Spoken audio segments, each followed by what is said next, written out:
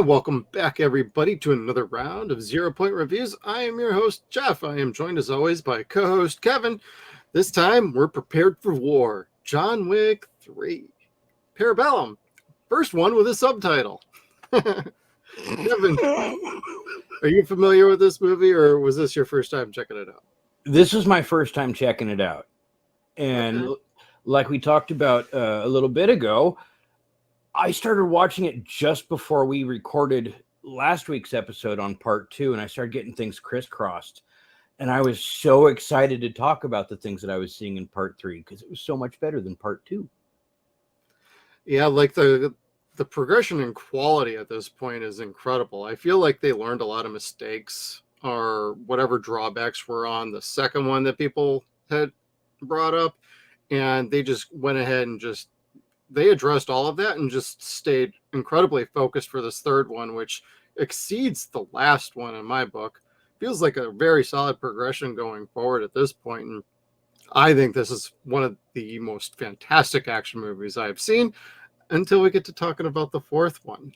And I've seen that one in the theaters. I never saw this in theaters. I never saw this literally until I got the stash book. No, I saw a while ago on streaming, but we were on a trip, so I only got to see like parts of it. I knew about like the shepherds in it later on, but I never saw this one all the way through until I got the fancy little Best Buy stash book, which, yep, I still got that bad boy right here. Cool. Which is relevant to this movie because in this movie, this is in the public library where he's got an extra picture of his wife. He's got the rosemary beads, also known as the ticket. And he then grabs like some coins and whatnot and takes out the tallest fucking dude I've ever seen in a movie. The big Yokozuna looking fool? The tall guy who looked like El Gigante from like old WWF days. That Ernest. guy. Yeah. Yes. That dude was tall and he had a hell of a reach. I'm like, and I thought Keanu was pretty fucking tall. Tall and had a hell of a reach. And he's like, got him like arm's length away and slamming his head into fucking shelves. And keeps shoving him. And it's like, and just how that fight went entirely was just completely insane and very much enjoyable. Like all the action.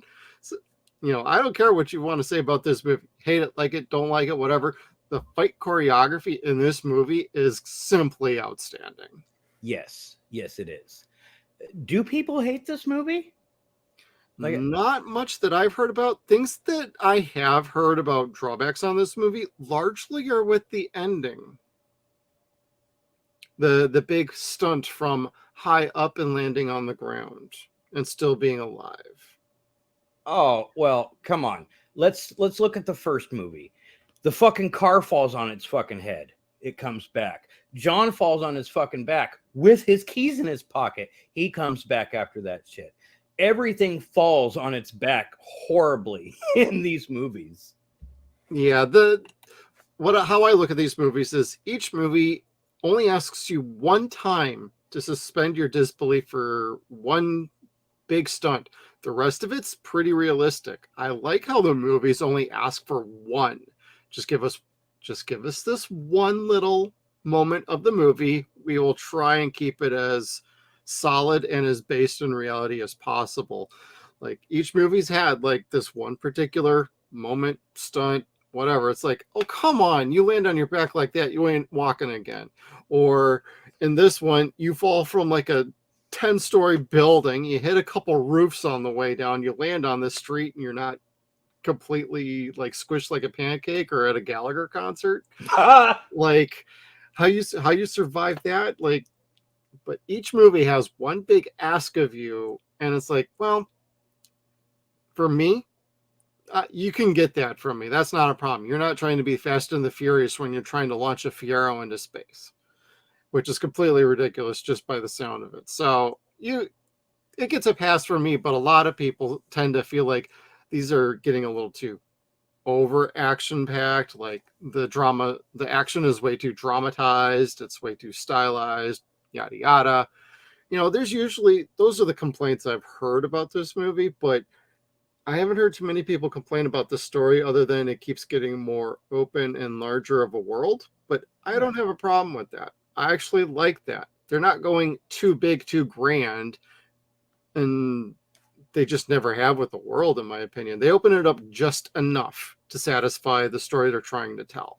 And that Yeah. works for me. I know that doesn't work for everybody, but that's okay too. Doesn't have to. Works for John Wick fans. We all like this movie. Ranges from like to love for a lot of people, I think. I think so. Like I genuinely don't know anyone that doesn't like at least the first John Wick movie. Oh, easy, yes. Like it's a dope flick. It's a very likable flick with an extremely likable character. That's an extremely likable actor. Right. There's just nothing wrong with it. And then they get extremely dislikable characters for the bad guys. Famous dislikable characters like Peter Stormare. Yep. And then they keep referencing the events of the previous two movies.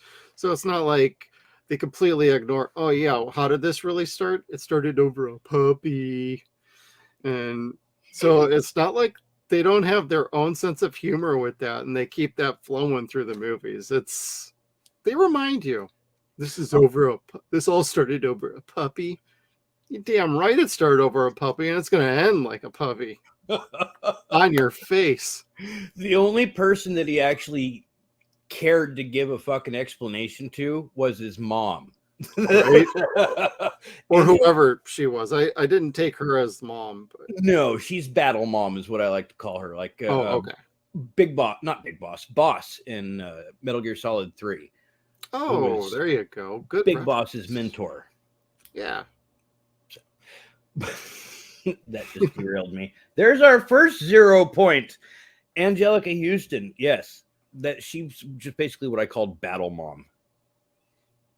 That works. Yeah. She was a wicked bitch too. Right. Well, and that's also going to be the source of the upcoming ballerina movie when we eventually get to see that one. Now, is that going to be about, or do you think it's going to be about her class, their little home, or is it going to be about the woman that she was like berating on the stage? I'm not entirely positive. I know it's been cast. I know they were shooting it. I don't know how close to being done it was, but it is supposed to be set during the events of this movie, roughly, whether it's before, during, or after. But there is supposed to be a Keanu, John Wick cameo in the movie. Ooh, that'll be cool. So there is going to be a direct tie-in. How much of one? Nobody really knows except the people making the movie. It'll be like Saw 3 where you see it from the other side of the room. No, that could happen too. Or Saw 1 where he's largely on the ground for like half the movie and you're like, oh shit, that's right. There was another guy in there. There was another guy in there. We said all these things. Sweet things, nurturing things. Anyway, that's the next 0 Point. Yep. Things you say under hostage stress. Yeah, he wasn't really tortured too much in this movie. He just seemed to be like constantly running, attacking, defending himself. And whenever slow moments there were, it was largely to keep the narrative moving forward, which that worked for me. I mean, I liked it when he finally got to sit down and actually have a conversation with somebody for more than just 10 seconds. Even the one with Mark Dacascos towards the end where they're both sitting waiting for John Wick to go see Winston. It's like, I just wanted to tell you I'm a big fan. Thank you for fighting me. This was so much fun. I'm like, where's this Mark Dacascos been for like the last 25 years? This dude's a riot. I love him as a bad guy. He's so much fun. Yes, and the way he played Zero was fantastic. Where it's like the adjudicator goes up to his shop or his restaurant like he's just some rando, and he's got this thick fucking accent. And as soon as she pulls out the coin, he's got that Brooklyn accent again, and he sounds That's just when he like shuts down the That was cool. Like I kind of had to throw a little bit of ribbing at that because she was outsourcing. She really was. But she outsourced to get ninjas, and you really can't turn your nose at that. That was fucking cool. No, that was. It sounds stupid, but Well, yeah, it's like, who do you go to that you can trust or keep under your authority and your presence? And as an adjudicator, I would assume she knows like all of the people that are within close vicinity of New York that she could talk to, that could actually handle the task of going toe to toe with John Wick, and also the Continental later on. yes, Delegate all punishment to everybody. that was amazing. That was well done. I like that. I loved the entire fight scene. I was like crossing my fingers that Lance Reddick was going to make it, because I fucking love him in these movies. Oh, he's so good. I wish we could have seen more of him being a badass. That's probably my one ask for this movie, is if they could have. I would have liked to have seen him shooting and beating up fools left and right. Just like John Wick. Give Keanu like a couple minutes of a break here. And let's see some badass. What's funny is during that the Continentals getting swarmed by the first wave of the high table forces, and he walks right back into the room and he's angrily taking off his coat, and he's like just pissed off, going straight for a shotgun after hearing armor improvements. And I keep seeing Keanu. When John Wick come back in, and then Lance comes back in, and they're both just like, you know what, fuck this. It's time to fuck these guys up. And they're both like, all right, let's get right to it. And they start doing the shotguns and preparing all the other weaponry. It's like, man, they're getting mad now. Yeah. Armor piercing. Fantastic. And the first thing they do is blow this cat's fucking head clean off. And the shotgun. Oh my. This is like a video game come to life almost. It's like, this is what we all dream of when we're playing like these Call of Duty games or these Resident Evil games, or name it. This is what we love to do in like a freaking video game, and they did this so meticulously well done. Yeah, they leveled up. That's exactly what that was. Yeah. Now, do you have a favorite fight scene in this movie at all? Oh God. I do have one, but oh God, maybe the one in the Middle East where he's with Halle Berry and the dogs. That was probably it. That is my top. My second is the whole knife throwing scene early on in the movie when they're trying to get him in there in this armory or historical museum, and they're all like breaking glass and throwing knives at each other, and then it completely ends with him throwing an axe from the other side of the hallway to get the guy in the head who just pulled a knife out, and it's like exclamation point. And it takes so long because he's way down the fucking hallway, and I'm sure you've tossed an axe like that before too. It's quite stunning. It's awesome. And especially if you hit the target that you're intending to hit, it's dope. And goddamn, did he hit that guy square in the fucking cranium. It was cool. Somebody took some axe throwing competition classes.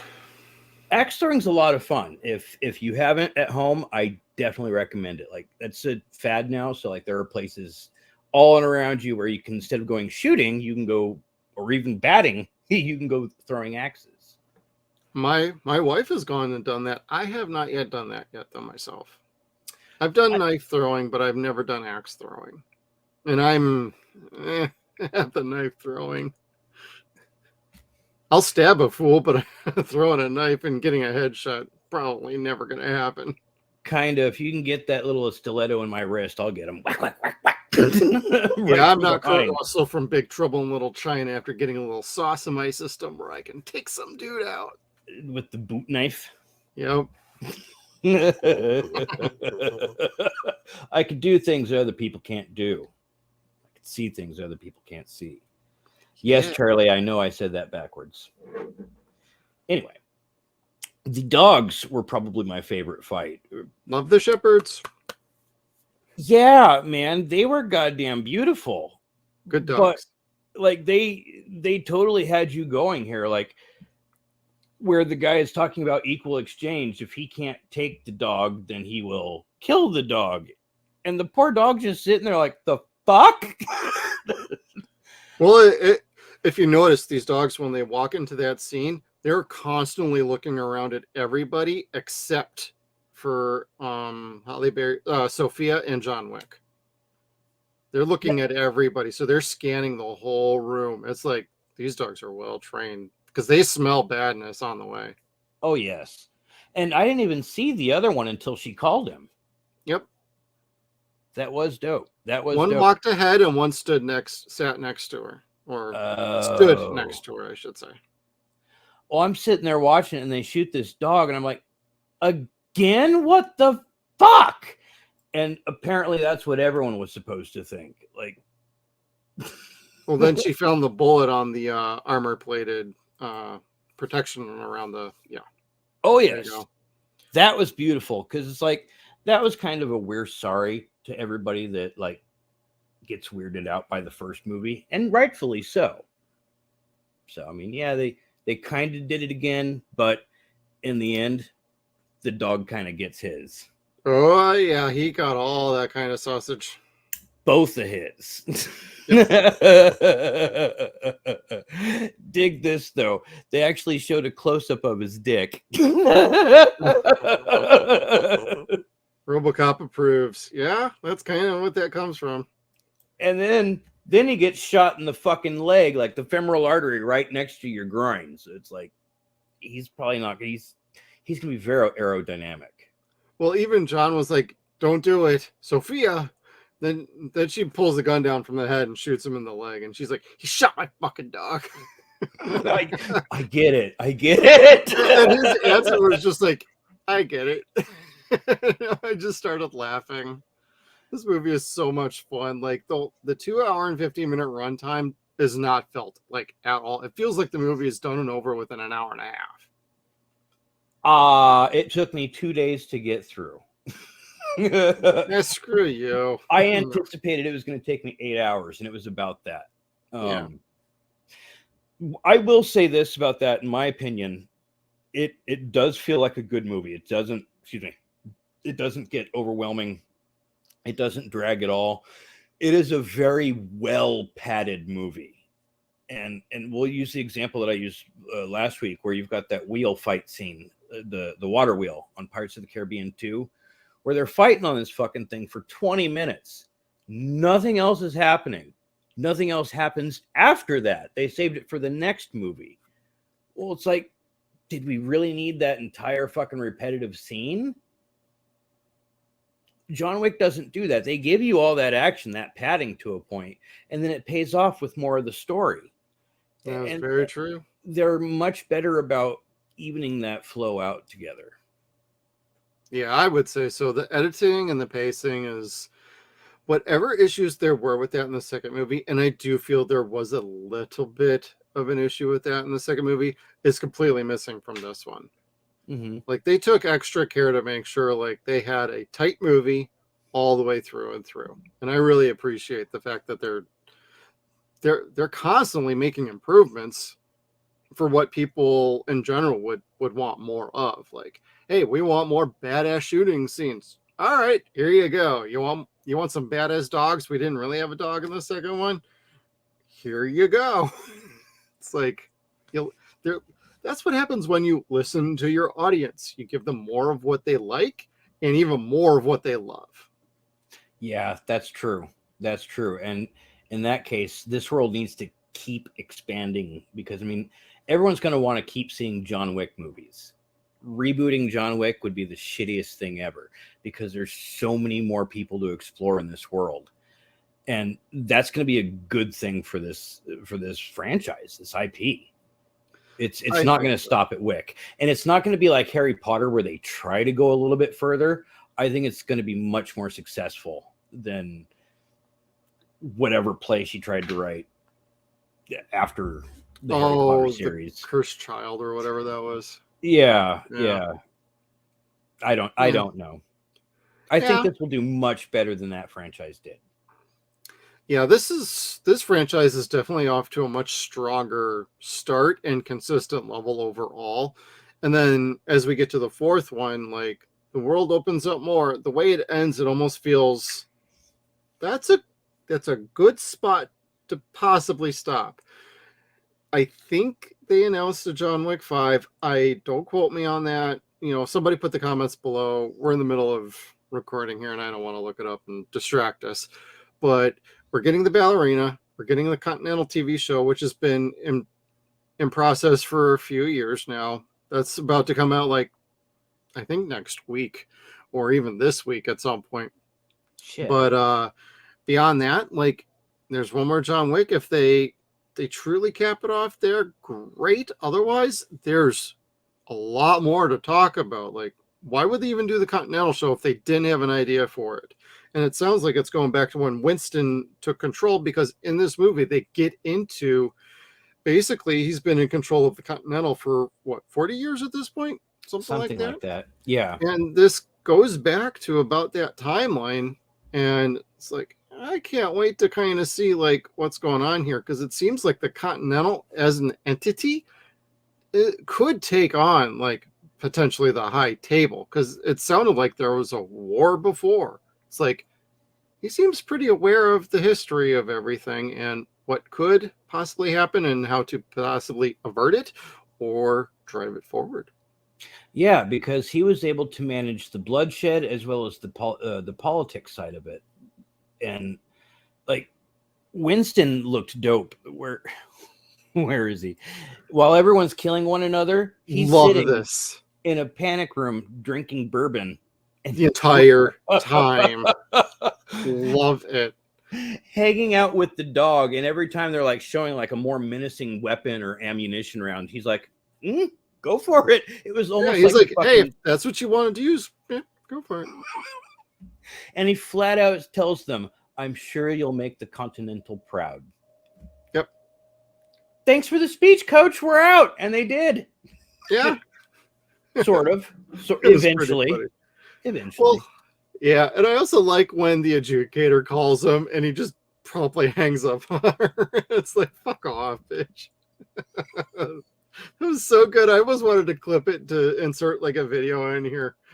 I should think, if y'all would like to see us use some clips here and there, we'll try and get those involved, as long as we don't get copyright struck. But we're not monetized yet, so the quicker we get there, the quicker we have to kind of keep an eye out for that. They get so picky about shit. Give us our due. But that's funny. Like, he hangs up on her and she's just looking at the phone like, did he really just hang up on me? And it's like, yeah, you told him about your first date apparently, so he wants none of that.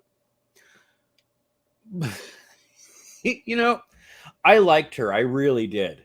I have an adjudicator coin on one of my shelves around here. Ooh, that's cool. Yeah, I'll show that off next week. And it goes back to what we were talking about last week with the whole Suicide Girl thing. So, I mean, that's part of it. But she was what they took away from part 2 that really slowed part 2 down. And she didn't do what part 2 did with that slowdown. And that's have a Eurotrash concert. They just took all the Eurotrash and put it in her and had her kill people. It was much more interesting that way. Well, she was easily a more interesting character than Ruby's character was. And I'm really glad that they gave this lady something to like really sink her teeth into. All the females in this movie had some really choice roles going on. Angelica, the adjudicator, like whenever we saw them, they had balls on them. And I don't mean that literally. I mean, they had strength to them. They had presence to them. They had character to them. Like, you really bought, like, these girls are going to fuck shit up. It does certainly do that. Let me find you my favorite one. Here she is. Come here, my darling. Uh-oh. The Beatnik. This lady had a fucking Walther PPK with a silencer jammed in her fucking violin as she's posing as a Subway performer. beating Wick it. promptly snaps her freaking neck too. Yeah, she didn't make it for too long, but like half a second. She got a punch in or something, so it's not like he totally smoked her, but Maybe. Speaking of which, the tagline for the second and the third movie so far should be "That's him." that's John Wick. That's part of that padding. It's like every time he gets to a new place, everyone points that that's him, and it gets to like some huge fight, Right? bloodbath, slaughter, whatever you want to call it. But it's always glorious. Well, I like how about like almost every scene is somebody looking at him like, yeah, we know who that is. Do we want a part of this or not? And then when he gets to freaking like Morocco or Casablanca, and like the manager of the hotel basically puts a stop to a hit going out on him, and then he turns around and shoots a dude. I'm like, oh, I like this hotel better than I like the one in chapter 2 already. That was fucking cool. Well, he shoots the dude and he just turns around smiling like, I got to shoot somebody today. It's a good day. That's dope. I like that. Well, I like how each of the hotels has a character to it that is different from all the other ones. Like they're not all like LED lit up with like armories and glass containers at the top of the freaking hotel. And then when you get to the fourth one, you're gonna love I'm not gonna tell you much because you haven't seen it yet, but they do just as well in the Continentals we see in that movie. Very groovy. Super fucking cool in my opinion. Well, You're gonna love the bad guy, I think. And it's Donnie Yen. Who? Donnie? Wahlberg? No. Oh. Asian actor who does a lot of stunt stuff. Oh, sorry. That's okay. These are $200. You'd think I'd be able to hear you better. I'm not your wife. Come on, listen. Sorry. But no, like they have some excellent characters through all of the movies. I can't get enough of it. So, and I'm really excited to have you check out part 4. Watching this one going into part 4, though, this does answer a question I had when I was going into part 4, and that's about like what Winston is doing. The second he mentions, because I only picked it up this time, is that he mentions, I am New York. When he says that, and then we end with Larry, it's like, I think him and Larry's character, the King of the Bowery, had a little plan worked out to how to end this little problem going on because they kept getting roped into it.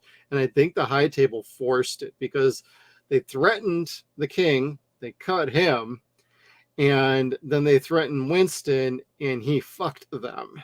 That was so beautiful, though. We're like, will you be stepping down? No, I don't believe I will. No. Oh, bad me. The second, the adjudicator said, let's parlay, I'm like, oh God, Pirates reference. And then Wick comes out and he's like, parlay? And I'm like, okay, thank you for what I was thinking. Like, we're really doing this? Yeah, like this is an old-fashioned war where the generals are taking a moment to talk some shit. Yeah, pretty much. And that involved fucking over John so he could escape. Yep. Fucking over John so he could escape. Yep, so to speak. Which, God, that's got to suck for John, because yes, it's all bulletproof, but that's a suit. It's not thick armor at all. And it doesn't help with the fall going down the buildings. No. Again, landed on his keys. That's got to suck. Yeah. Hopefully it wasn't a nut shot again. A nut shot. Wait, he does have this one fall, and it's like, after 3 movies, I've finally gotten to the point where it's like, he gets the fucking Mick Foley award for like destroying his back and legs and arms and head. He slams through this fucking glass floor and shit. Yeah, and it explodes everywhere, like into him, into the ninja that he's fighting with. Visually, very impressive. I just kept going during the last like 20 minutes of like all those fight scenes and then building up to like him going against, freaking Mark Dacascos. I'm like, man, it feels like we're going from one boss battle to another. Well, it's funny you should Final mention that, form. because I did have a good picture of that boss fight. That was a pretty dope fight. I'm sitting there watching it. Well, yeah, Mark even was trying to get him to say it was a good fight. But he wouldn't let him have the satisfaction. No, he said, yeah. Oh, yeah, it was okay. It was okay. That's the impression I got. He's like, that was a good fight, wasn't it? John just turned to him and just went, yeah. Like, so? Nonplussed John Wick. But this boss fight between them, I got to thinking about it after I'd taken this picture. And it was in another moment where I've got to say, stop the movie. John Wick is a biter. He's biting Zero's hand. Well, dude, he's a cheap shot artist, too. Like, he kick people in the nuts. He'll shoot people in the nuts. He'll punch people in the nuts. He'll bite hands. He'll bite ears. He'll take a chunk out of you one way or another. Like, he's the fucking boogeyman. He lived up to his vicious streak in this movie, in my opinion. This is the first time we really saw full powered, like, oh man, this dude's a fucking beast. Beast? Look what he did to this guy's fucking scrotum.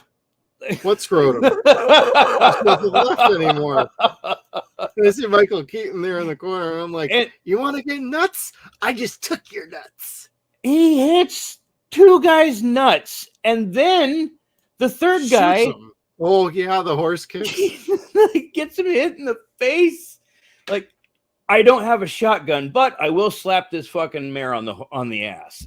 Well, and a kick like that usually will freaking kill somebody by snapping the neck before you even go flying backwards. And crushing the skull. Well, and that was one guy. Another guy got two horse kicks. Like, not even a minute later. Like, wow, what a fucking movie. The animals certainly get theirs in this movie. Like, they're taking it back. They took the shit in the first movie. The dog gets cut out of the second movie for the most part. Which we see him in this movie too. He's a good boy. He survives. He's good. Oh, I love him. He's got a big ass smile. That's a big ass smile. I'm a huge nut for dogs. I can't help it. And pitties have that big ass smile. Yeah. And he gets to hang out with Winston during all the action scenes. Like, he's sitting there drinking the cognac or the bourbon, petting the dog's ass. Like, how much you want to bet, like, when they were in between, like, moments, he's probably like, how could you not want to pet that dog? Unless you are totally not a dog person. I'm sure the dog trainer was there too, but I'd be willing to bet Ian McShane was like, hi, how you doing, young boy, little man? Yeah. You got a belly I can rub for you for a minute? Get behind that ear, whatever that is there. Oh. Scratch under the chin. Yeah. My girl Shepherd, she loves that stuff too. So my moose kind of likes it. She gets irritated when I milk her ears when she's asleep, but she's got soft, big, floppy ears. I mean, you know, it's hard not to sit there and go.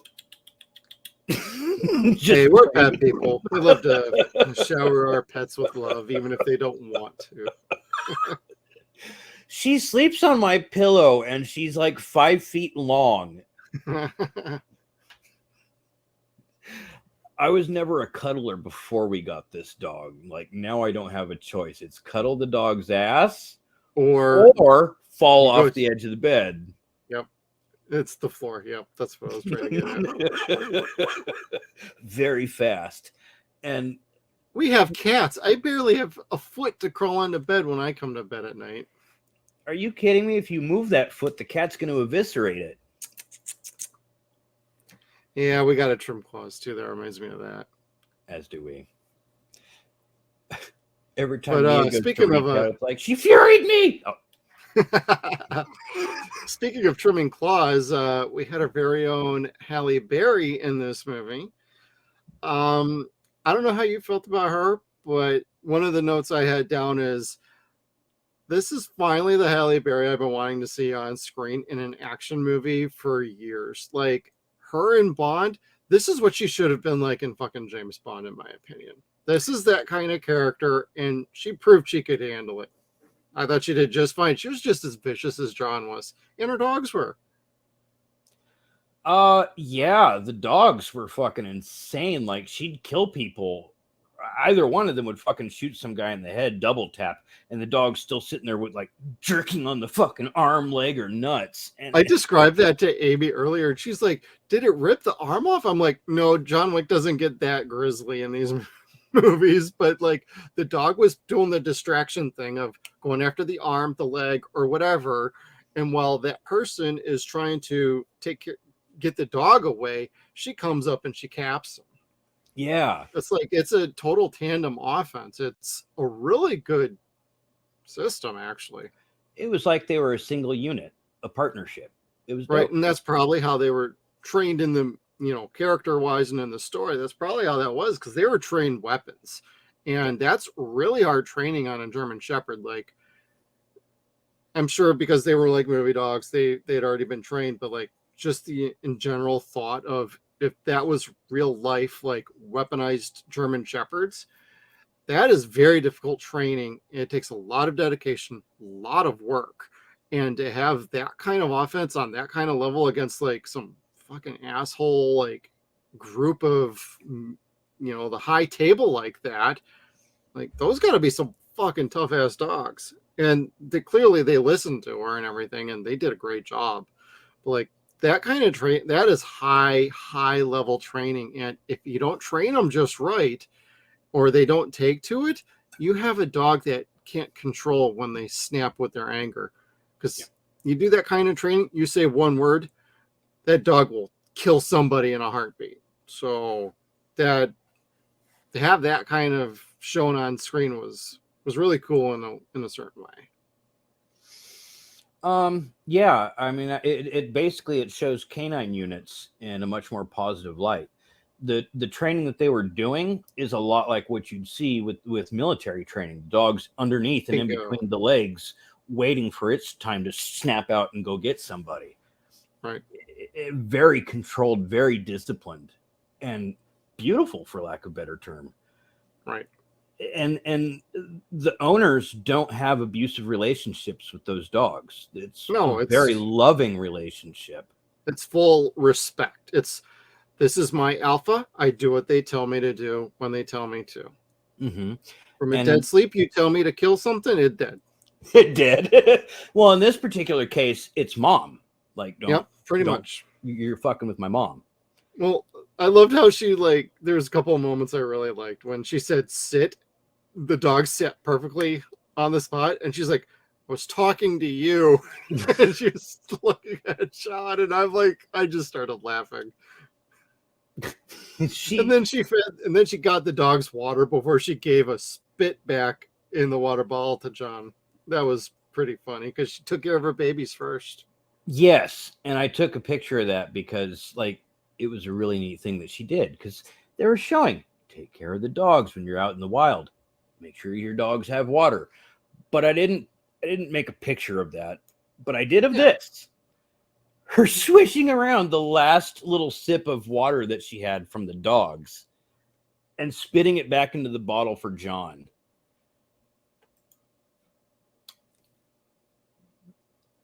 I'm sorry.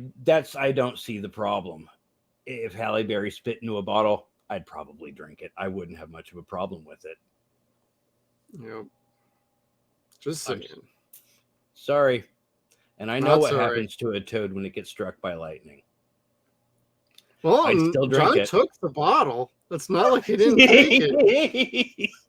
He easily could have just dropped the bottle and been like, fuck it, I'll just die out here of dehydration in 5 minutes less time than you thought I would. Kinda. And then that's where the movie kind of gets a little goofy. Not goofy enough to where I had to stop the movie again. But it went gosh, for lack of a better term, a little Assassin's Creed. Yeah, he went out into the middle of the desert and found the leader, the man who sits above the table, and he lopped his finger off to reaffirm his fealty. Like, he could have just taken his word for it. And if nothing else, he could have just taken his fucking ring off. Right. Instead, he pulls the Beetlejuice and just like lops his damn finger off and then pulls the ring and hands it to the high priest or whatever the hell he was. Right. King Abdullah. Yeah, however that was done. They get into that a little bit more in chapter 4 without giving away too much. That's cool. Like, he wasn't an unenjoyable character. I liked his wisdom. He was cool. Yeah. He certainly seemed very imposing, and man, I don't want to piss that dude off. Yeah, like, he had a very apathetic view of John's life. Like, he was open and unbiased as to hearing John. Like, I'll listen to you. Yeah, like, he wasn't already sitting there planning to kill him. Right. He was really wanting John to say what was worth living for. Right. He wanted to hear it from his lips, and it's like, okay, you take your finger off and accomplish one more mission, and all is forgiven. But you are back in this world full time, then, buddy. There ain't no getting away. And that's where it gets into the Civil War, because you think he's wanting John to kill Winston out of spite. You fucked up. Now you have to go kill your friend, and you could remember your wife every time you think of killing your friend. Yeah. But really, he's wanting to get his fear back, because a subordinate isn't wanting to be subordinate. And when that happens, that starts to make other subordinates not fear the top high master. Exactly. The dominoes are starting to fall. You got to put your hand down before you knock any more down. Yeah, and Winston's willing to fight and has the numbers to fight. So, I don't know. I'm very interested to see part 4. Oh, yeah. Although I already read there's like deceptions and shit, which of course it's a spy movie, but I'm like, please not Winston. I love Ian McShane. Deceptions? Yeah. You'll see. Fair enough. I know half the people who have seen the movie are like, oh, dude, you could just tell him. He hasn't seen it. Yeah. If he's seen it, we could talk about it. I don't want to do that to him. Thank you. We'll talk about it tomorrow sometime. I'll ping you in the afternoon when I finish. Yeah, whenever you get through like all 3 hours of it. My wife's going to be gone tomorrow afternoon, so I will have time to do this. Yeah, baby. Like, the kids won't get bathed. They'll be dirty and probably be hungry, shit in their pants. But I will get this movie finished tomorrow. Just tell them to cook you a steak dinner and you'll be out in 3 hours. Right. No, she's going shopping with a friend. She's like, you can be okay with that? I'll manage. I'll watch John Wick. I'll feed the kids a pizza and I'll give them each a gallon of ice cream. They'll be passed out for 5 hours. So when you get home, they'll still be asleep. They'll just be waking back up. Hi, honey. I'm going to go off and do other stuff now. You're on your own. Good night. Welcome back home. I'll be in the studio writing shit down. At least with this movie, it honestly felt like the parents were away, but shit got done. This movie was just incredibly fun. And yes, I neglected my fun. family for 2 days, but I had a lot of fun neglecting them. Yeah, that's what I want to hear. 0-Point reviews to hell with family. It's all about the movies. Oh, my boy kept coming out here like, what are you watching? And like, head explosion, gut shot, knife throat. Oh God, that reminds me of that one scene where the guy cuts his own buddy's like throat during the glass fighting scene. Oh God, I got that. I completely forgot about that. When I saw that, I just went, "Holy shit!" Yes, like the fight scene was amazing, but the discipline of stopping right here and then running the guy's neck. Well, clearly it's CGI, but Oh, sure. That's why the blood looks so good here, despite the Yeah. blurry actors. But goodness, was that a juicy scene there? It was wonderful. And God. what I love the most is the two fanboy ninjas Oh, that yeah. were just so happy to fight John Wick. And even Wick got into that a little bit. Yeah, and it you felt it when he finally killed the last guy, and tells him, "I'll be seeing you," in Japanese. And look at his fucking knuckles there. He's all fucked up. Yeah. I know he did the be seeing you to Ruby in the second movie, but like in this movie, when he does it, it feels like it's a sign of respect, like good fight, which he doesn't Yeah. even give to the next guy, which he doesn't even give to Mark, which is so funny. It's like, yeah, it was okay. I had a better fight with the two guys before you, but whatever. But your fight was good too, honey. Well, and when Mark's character says, like, I'll catch up to you in a minute, and he's like, no, you're not. And then he just falls right over and he's dead. That was fucked so up. Freaking good. I love how twisted this movie. I really like how twisted these movies can get from time to time. This was the first John Wick movie or the first movie out of the franchise that made me like flinch and go, ooh. Yeah. I would agree with that too. The finger scene, of course, was one, and he had the hammer and he had the chisel. He just took the chisel and just went straight down. I was not expecting that the first time I ever saw this movie. Yeah, like what being a big boy and biting the belt. Like, god damn. It's like, okay, that's gotta come off. Done. Let's see one single tear roll down the face. That was some shit. The purification through pain, getting branded so he can't go back to the fucking orphanage no more, or the ballet. Yep. He got fucked up a lot. He gave up a lot to try and just get back into good graces so he could keep living. I just want to live. Just want to remember my wife and how much I love her while I kill everybody else. That's true. A lot of them were just bad people and needed to die, except for that one person that was in the Orange Julius in the last movie when they were trying to do the pew pew scene. Yeah. That poor bastard in the food court that did get hit. Oh, yeah. Just joking. But anyways, yeah, the Japanese guys, I liked their fights. I liked the two guys more. I can't say more than Mark, because Mark, I just lit up like a Christmas tree when I see him on the screen. But their geekiness of, oh, let me help you up. Okay, ready? Let's go. And then when they finally die, they're okay with it. Like, oh, gee, you got me, but I got to fight you and die. Like, how cool is that? That'd be like me, like shaking Kevin Conroy's hand and then having a stroke. That would have been awesome. I would have been okay with that. I could see that. Minus the swailing myself part, but whatever. That's okay. 0.4. Number 4. Yeah. Parabellum. Anyway. You have no idea how hard it was for me not to pop one of those slides in there and like replace Parabellum with perineum. I don't see how that makes sense. Para. Parachute? Parachute. Parafreak. I don't know, but perineum, Paranormal? Parabellum. Yeah. At least it wasn't, something stupid, but. No, but I'd really like it if there's at least one person looking that up right now. Like, what the fuck is that?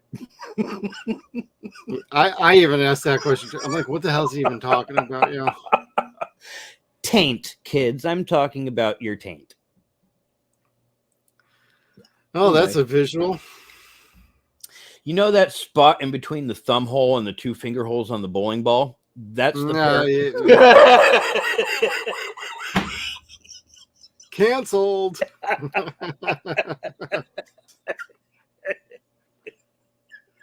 He can't help himself sometimes. It's okay. I just totally forgot that this isn't the podcast. Yeah, because I leave all this in. Sorry. No, you're not. I don't even have an excuse like alcohol or anything like that. That's just stupid. Yep, you are. Yes, at least Yep. after shit like today. I can't help it. I've just watched like I don't know how many hours of fucking Bruce Campbell making one-liners and perverted jokes. So Our next podcast for the month of October is Jack of all trades, so we're getting a little ahead. So I'm so when you hear way Bruce ahead. Campbell and you're like, "What the hell show are you talking about, Briscoe?" No, Jack of all trades. Is he zero-pointing again? Well, yes, but There is a point in a to relevant that matter. 0 point, unfortunately, or fortunately. I think it's fortunately. I had a wonderful day. It's good promo. I should have watched this again without stopping and taking notes because this is just visually pleasing to watch. Like Yeah. there is thinking to it, but not a whole lot. It's a choreographed masterpiece of destruction. Well, I tried to write notes down. I kept having to rewind, and I'm like, oh god, I'm just gonna end up watching this movie again so I could do notes. So that's what I did, because when I watched this movie, I just yeah, time to kick back, have a soda or something, just grab some candy and just kick back, relax, and enjoy the movie. Well, I And know it's such a good fucking movie. Like, it's hard for me to even like nail it on like anything, but like I can see where people have some issues, but I don't really have a problem with them. That's just my opinion. I dug it. I liked all the weird places that they went to that you wouldn't think that they're going, but they ended up going to. Like, again, going from New York all the way to Casablanca to God knows where else, wherever he fucking was in the desert. It's a journey. Very padded, like I said, but it's a really fun journey. Visually entertaining, large scope. You know, the world's getting bigger. There's more going on, and you don't feel lost. And that's the important part with a movie like this, is you don't feel lost. Like, can you jump into this movie without having seen the first two? Absolutely. Is it helpful if you did? Sure. But they recap enough for you almost right away, so where you don't feel lost, but it doesn't punish the fans of the movie franchise. So if you're following along, you pick right up. If you're not, you pick right up as well. It might just take you an extra minute or two while they explain things. And that's perfectly fine. That's true. That's true. And a lot of it is intuitive. Like, he's a spy or an assassin. This is an entire world of hitmen and assassins. Yeah. Who they work for, we don't know, but they have a union. I'm not even going to crack that joke. But yeah, they have a union of sorts. They have educators. They have principals, consequences. Consequences. That's the theme for this movie. They said that word multiple times. Yeah, multiple times. A little bit through the last movie. Some in the first, but a lot in this one. Right. Where it becomes obvious people got to pay for bad shit that's been happening or has happened. Yes, because again, everyone that helped John in the last movie ends up suffering somehow, either like fatally or being disfigured, say like the king was, the Bowery King. Right. Which I wanted to get a better picture of it. It just wasn't like that all that funny. Like, they had a super duper Fanta sponsor ad when he's like drinking it at the end. Like, yeah. It's totally like shadowed out, except for the Fanta logo. I thought it was like Inspector Gadget with Claw. Kinda, except for you could see the scar going down the side of his face, almost like Robert Englund in the Phantom of the Opera. And you're like, oh. Yeah, he had a 3 or 4 scars on his head that had some horrible stitching jobs going on. Yeah. Like, man, you're the king of the underworld. Like, dude, you ain't got somebody who can give you a legit like patch-up job? Could have seen the doctor who had gotten shot by John Wick at the beginning of the movie. He would have done a better job. That was the other thing that fucking made me go, ooh. He shoots not the first shot, the second one. Yep. Oh God, that fucking killed me. Hey, you got to shoot me. You better shoot me so they don't think I helped you. You didn't, but they're gonna come to that conclusion regardless. So please shoot me right above here, just below the rib. And then he goes up to the shirt and he's like, "Oh, and you better do it one more time just to be on the safe side. And you might want to boom." He couldn't even like start the sentence. It's like John knows where to fucking kill people and hurt people. There's no waiting. There's no hesitance whatsoever. It's putting the big boy pants on and just firing. Like, okay, just open the area where you want me to shoot. I will take care of it. I don't need the explanation. I gotcha. And it's super funny because in other movies that would do something like this, they would wait for the sentence to finish and then be like, all right, buckle up, here it comes, and then do it. Yeah, kinda. This is really random and fun. Like, of course it's gonna happen. Right. But you don't expect them to be like, well, okay. There's no argument about it, no question of should there be another way. It's like, oh, you're right, let's shoot you. Yep, gotta make it look good. And the doctor's cool. Like he's made it through both movies. I don't know if he's in the fourth one, but I honestly don't remember. So if he is, it's a very short scene. Fair enough, because John hasn't been in this movie, or John wasn't. Well, in this and movie. John is still excommunicado. Leguizamo, Aurelio. Oh yeah. Yeah, he doesn't show up in this one. Made me a little sad. Did make me sad. I don't even remember from chapter 4. I only remember seeing it in the theaters. I do have it, so I'm ready to open that up and finally watch it at home. Yeah, mine's still in the plastic too. Should I do an unboxing for it? I like that slipcover. Yeah, it's pretty. I like this. That's not one I have. I have like the Amazon exclusive and like one of the steel books. Oh, yeah. Amazon exclusive that I did an unboxing video for. It's got the very nice Asian sort of John Wick theme lenticular cover. Oh, I dig that. Yeah. So go back through our channel and do a little search, or I'll throw a link somewhere in our description below. Oh, and also for everybody that's checking out our videos, we do have Amazon affiliate links below. We put all of the movies that we cover down there. If you click on that link, you do any shopping or you go buy that Blu-ray or 4K, whatever, Amazon will throw us a cent or two. It's just to help support us. So feel free to check it out or not. That's totally cool. Up to you. But that link is always in our description below. Yep.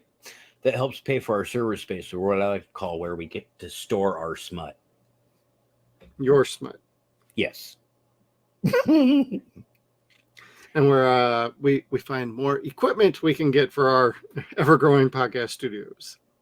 Oh, man, I found a light that makes me look less pale. I'm like, oh, neat. I could finally be tan. Oh, so you got another lighter. Gotcha.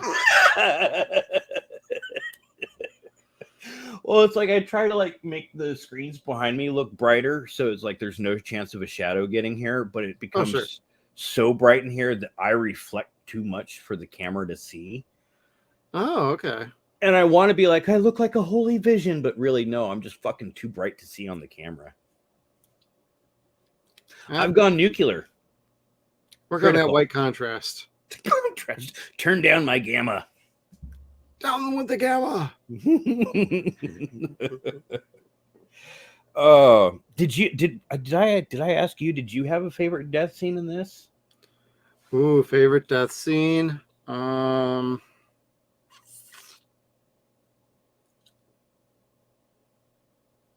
don't know. I have to really think about that one. Do you have one while I think about that?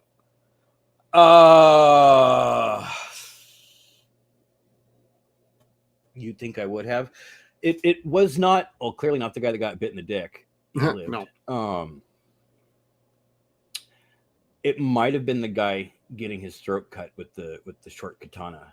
That was pretty glorious. Yeah, I could see that. Oh, the guy that they shivved in the subway station, or the two mercenaries that they just like randomly shivved in the subway station. and no one noticed it in broad daylight. That was dope.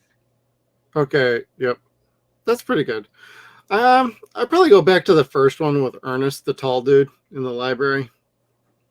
But I think almost all the deaths were pretty good. There were some times when like Wick was like triple tapping guys in the head. I'm like, Jesus Christ, I think he's dead. There wouldn't be a head anymore. That shotgun scene, Jesus Christ, that was fucking awesome. They got me every time, and the sound system was kicking in with that stuff too. I'm hearing like bullets flying around the room like I was there. It's crazy. I love a good sound design on a movie, and this movie was top notch in my book. Can't wait to check out chapter 4 in here now. That is actually something I had written down. There are correct Foley sounds for each different gun that he fires. Oh, yeah. Like if you sit there and listen, like there's a very considerable difference between the different types of rifles. It's like, oh, that all sounds correct. Oh, yeah. And I've seen enough of those, been around enough of those, as I'm sure you have. Oh, yes, I have. That you're just kind of like, that really sounds like an AK-47.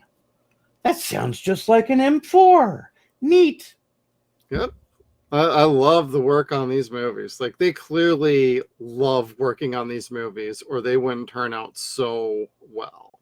Well, again, it's because of my complaints about the first movie not having enough gore. Yeah, we got that in this movie, I'll tell you that for sure. There's way more blood, even more than the second one. Yeah, they're like the second one was great because you're like, oh gosh, they kind of read my mind. Like, here we go now. Splatter here, splatter there, guy in a Speedo splatter. No, it's everywhere here. It's like red mist everywhere. He shoots a guy 3 times in the head, 4th time in the ass. The dog's ripping people apart, like spray everywhere. This is just a very fun arterial flick. Yeah, it also reminds me of a song by Drowning Pool of Let the Bodies Hit the Floor. Yeah. Because about every 4th body that hits the floor, I want to go, let the bodies hit the floor. Or, ooh, that stings. Yep, that's gonna leave a mark, or you ain't getting up tomorrow morning there, buddy. The coolest thing I found in this, the deadliest weapon, was the fugu fish. Oh, the blowfish. That was cool. Like, they didn't even have to tell you what that was. And I was like, oh, he's going to feed someone fugu. And the adjudicator ate it. Oh, yeah. I wouldn't have. That's fine. Yeah, like, I have complete and utter faith in you, or you won't get paid. What would have been really funny, and they totally would not needed to have done this, but given her the fatal portion, never keel over, the movie's over with. Roll credits, folks. We're done here. We got rid of the bitch. We good. That would have been fucking funny. The only thing that no one has questioned, at least that I've seen so far, is everyone's pissed because John killed, 1, he killed a member of the High Table, and 2, he broke the rules of the Continental. No one got mad that Santino killed his sister when she was already a member of the table. Like, he usurped her. No one really like complains about that. That's true. That's a good point. And she had much better hair than he did. Like, they coiffed him wrong. I would have been interested to see like her actual authority beyond the 5 minutes she was in that movie. Yes, because she looked like she would have been as savage as Oren Ishii from Kill Bill. Yep. When she took over that Yakuza crime family. Agreed. Very sinister. And she looked like she could have had that beauty and grace to do the same. Yeah, I think we very well could have gone that route too, but that wasn't the story they wanted to tell, so that's not what we got. No, we got a Eurotrash concert instead. And a really pretty bathtub in the old ruins from Italy. Great lighting in that and visuals too. Yes. And we had Cassian in that movie. Yeah, he was dope. Kind of missed him in this one. Yeah, I did too. But again, we got other characters to kind of fill that void. So yeah, Mark Mark totally fucking did that. God, Mark's. I was so happy to see him like just really dive into a role like this. It's perfect for him. I mean, I think back to when he did the Crow TV show, and I'm like, if they could have done a movie, that might have been better than the other 3 Crow movies we got. Yeah. Yeah, I'm not even going to fucking lie about that. Yeah. The third movie's okay. The second movie's better. The fourth movie is just... It does not happen. Hot trash. I would rather watch an Asylum film. Yeah, if there's 4 movies in a row that are consistently good or high quality, this is your franchise for you. Because next week we're doing John Wick 4. I would love for someone to tell us if they think there's been another franchise that has 4 solid installments, like in a row. Yeah, not just overall, because that don't count. Yeah, because there's more than 4 really good Saw movies, but they're not all in consecutive order, not by any means. Can't even say that for like Die Hard or Star Wars. No, there are Star Trek even. 3. Indiana Jones did. Yep. Nope. Indiana Jones has 3, 2.5. 2.5. I like part of Temple of Doom. It's a lot of fun. I like all the original trilogy of Indiana, but Raiders is clearly the best in my book. Oh, of course. Kevin, you got anything else for us before we head on out? Any missing slides you want to share with the class? I don't think so. Do I? No. Wait. Yes. So I have this thing. There are 2 people in the world that could flip you off and make it look cooler and shit. Oh. One of which is Bruce Campbell, and the other is Keanu Reeves. With a missing finger. Yeah, that was the coolest shit ever. Beautiful cinematography. Nothing more needs to be said. And it was wonderful because it was one friend telling the other hello. Like, really, that's truly what that was. Well, and I really like how it ends when he's like, "I'm pissed, John. Aren't you pissed, John?"